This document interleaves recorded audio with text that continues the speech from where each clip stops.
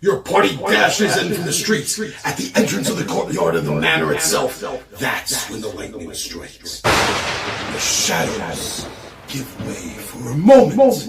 And at the top of the stairs, you see an ogre magi already completing the arc. What's up, nerds and nerdettes and wee little nerdlings all? It's your buddy Big Johnny G for 2 Gun Pixie presents Legendary Gaming. Shut up and sit down. All right, so Ron and Sean are on the way back for Chapter 2 of this really awesome board game that I wish more people were aware of. I wish it never died, or at least it had a much wider sales than it originally did. But yeah, we are absolutely loving. I'm telling you, we are totally loving the Dungeons and Dragons fantasy board game adventure. So I'm going to be setting up for Chapter 2, and I'll tell you a little bit about it, and I'll show you the setup, I'll show you the game, what's going on, and have a lot of fun. Because this game, man, the only thing this game was based on 3rd edition.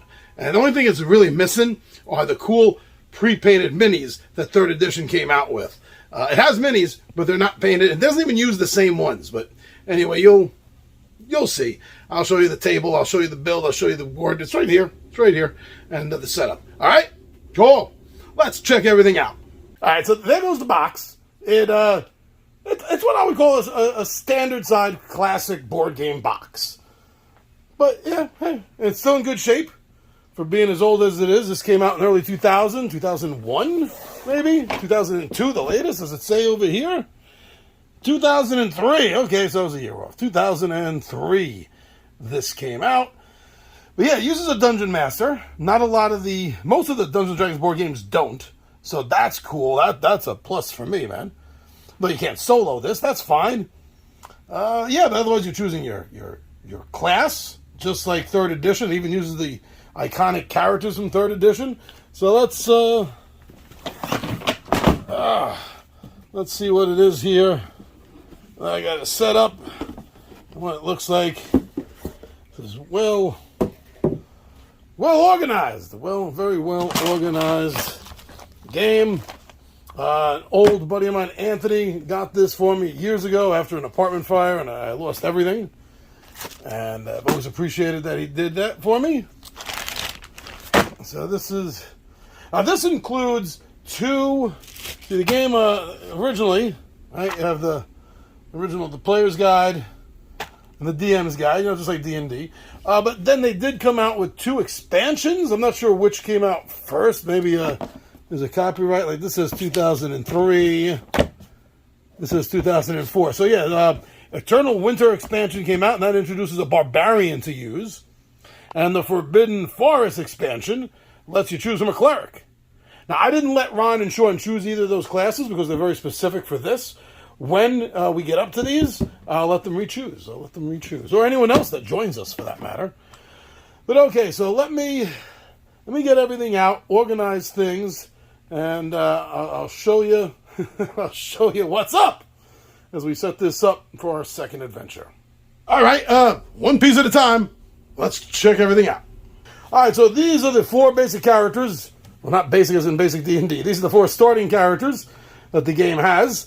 And Sean, for the first game, has picked Miley and Josan. I am assuming, since it's still just 2 players for this session, that they're going to keep the same characters. So, here's the 2 spellcasters. The Elven Wizard, Miley, and the Human Cleric, Josan. So we'll see how he's been doing pretty good. And he says he's out of his comfort zone with these characters, so that's really cool. I love it when players step out of their comfort zone and they're still having fun. Don't you? That's like one of the best things about D&D, right? You know what your comfort zone is, but once you step out of it and you're still having fun, that's the sign of an awesome game. Speaking of awesome, Ron is sticking to his guns with the human fighter Riggar. And yeah, sword goes up, sword goes down, as he likes to commonly say. And over here we have Lena, the halfling rogue. he's been using a rogue in our basic Dungeons and Dragons game. So I kind of think he might be starting to feel the rogue character. Yeah, in third edition, we get back to it. Who knows? Maybe he might even be feeling a fighter rogue or something. But all right, let's put these characters aside, and then I'll get out the board. I got to get out the book first to see how it's all going to be set up here. So yeah, let's check that out. So they've already completed. We've already completed level 1, Adventure 1, the Goblin Barracks. Unease and darkness has fallen over the land of Rallian, and monsters ravage the region. Traveling through it, the heroes have arrived at the village of Hallbrook, on the edge of a forest, where goblin attacks have left the villagers fearing for their lives. The sheriff of Hallbrook has gone in search of them, but has not returned. The goblins must be key to his disappearance. So defeat all the goblins was the objective. They went through this, starting one goblin fight.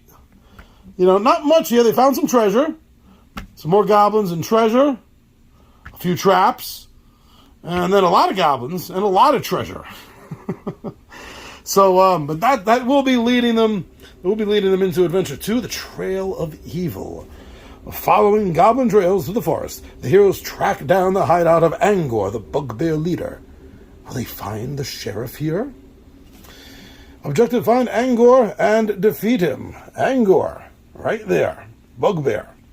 He's hanging out with a goblin. There's 4 goblins in the corridor area around, protecting him, his 3 treasures, his 2 odd treasures. Wow, look at this.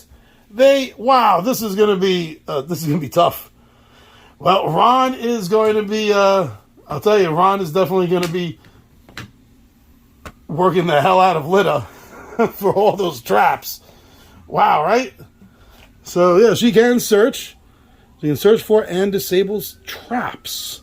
When Lita disarms a trap, take an unused trap token. Gathering 3 tokens gives Lita 2 extra hit points. Ah, nice. Nice. So here we go, extra hit points. Cool.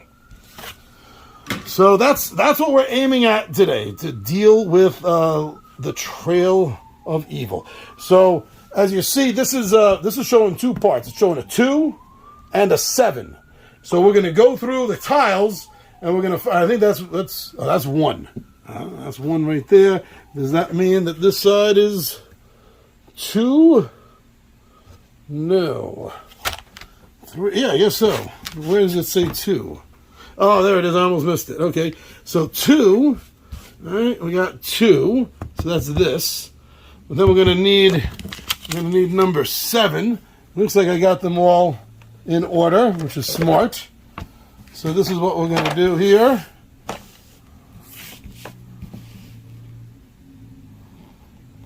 So that's the base.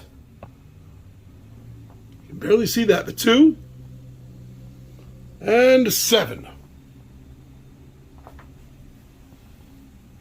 2 and 7. All right, let me put a few things out and show you what we got.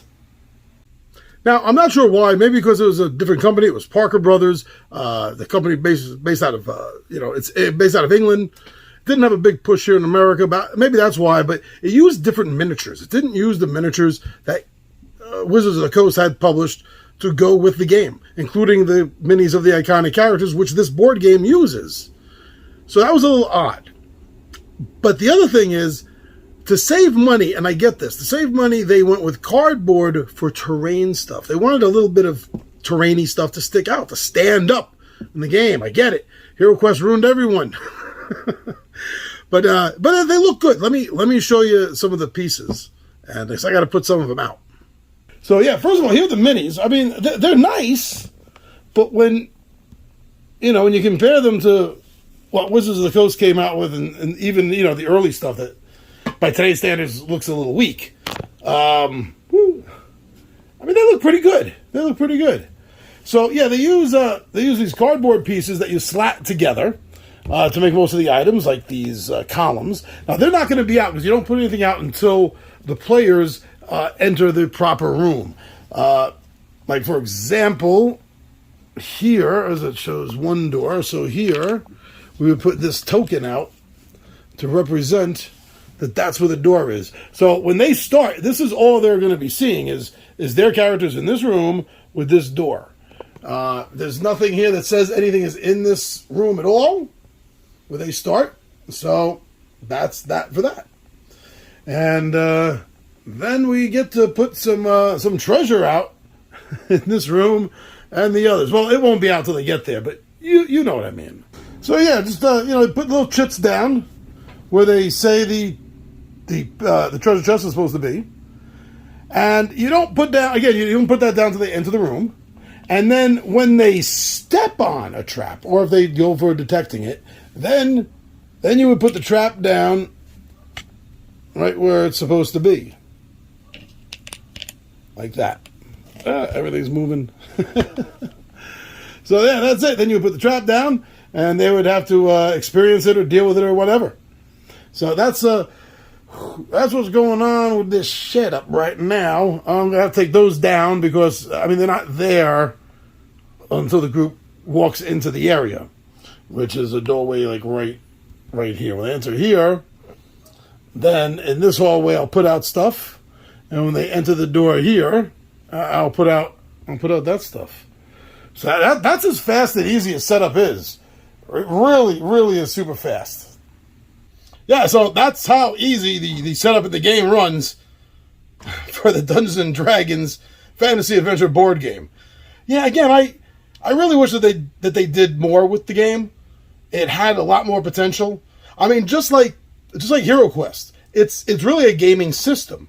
It's set up for you to be able to create any adventure you want, using the maps, using the monsters and minis. It's all there for you. If only they had expanded it a few more. I would have loved to have seen Illusionist. It would have been great to see a monk as well. But they did what they could. I think they really hurt themselves because it seems like at the time there was very limited sale for it. I don't even remember seeing it here in America. So, yeah, they could have done more. It's a really good system, and I'm so glad that the guys are enjoying it. So, I hope you are as well, because we want to be doing more. Well, we will be doing more, and I'll be airing it. So thank you very much for checking this out. The guys will be here soon. I'm just going to put the pieces back down because that's all there is to do. All right. Thank you very much for checking this out. I'm your buddy Big John Ed G. This is Two Gun Pixie, your gateway for legendary gaming.